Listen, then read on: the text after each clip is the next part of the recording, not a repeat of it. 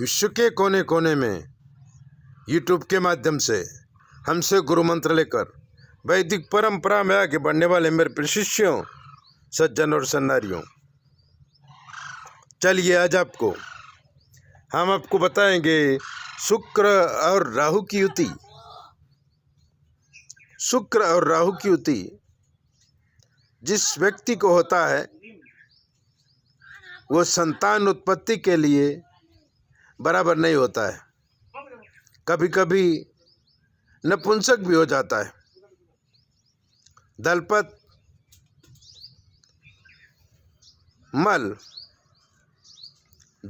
मल 20 साल का हुआ, उसको योग थे। उसके पिता का लोहे का कारखाना था, पैसे वाले थे।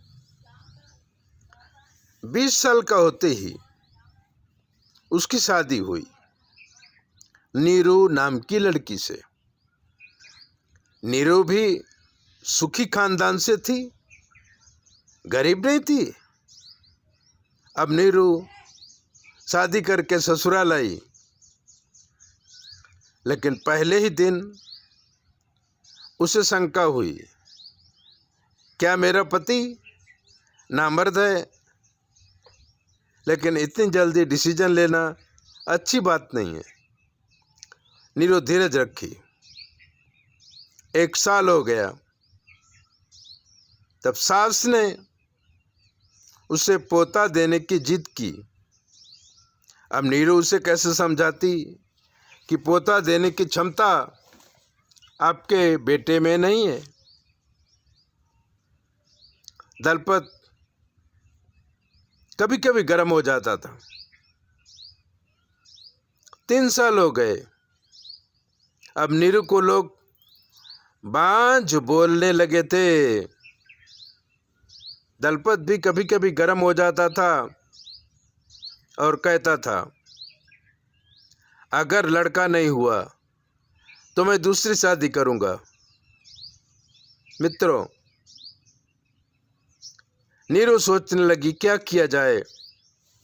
तब उसने एक दिन दलपत से कहा, क्योंकि ना किसी डॉक्टर से चेकअप कराया जाए, क्या कमी है पता चलेगा।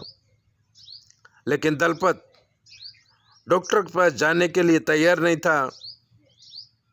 तो एक दिन नीरू खुद ही डॉक्टर के पास गई।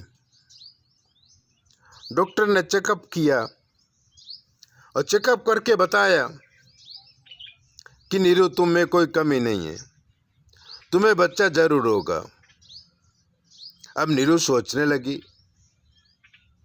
कि पति डॉक्टर के पास जाने को तैयार नहीं है तो मुझे क्या करना चाहिए? क्या किसी दूसरे मर्द का सहारा लेना चाहिए?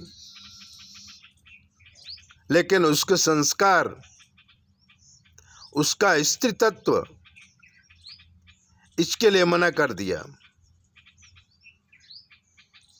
अब वो सोचने लगी क्या करूं। एक दिन दलपत बहुत गुस्सा किया तो नीरू नाराज होकर के अपने मैके आ गई। माँ को सारी बातें बताई कि ऐसी ऐसी बात है। माँ ने कहा घबराओ नहीं, और माँ ने नीरू का डिवोर्स करवाया। डिवोर्स हो जाने के 1 साल बाद एक गरीब लड़का मिला। माँ ने उसके साथ उसकी शादी करवा दी। 1 साल के अंदर ही नीरू माँ बन गई और सुखी हो गई। ऐसे ही दिव्य बातें जानने के लिए चैनल को सब्सक्राइबर करो, लाइक करो, और अगर आपके जीवन में कोई कष्ट है तो हमसे पूछो। 9825200108 पर फ़ोन करेंगे।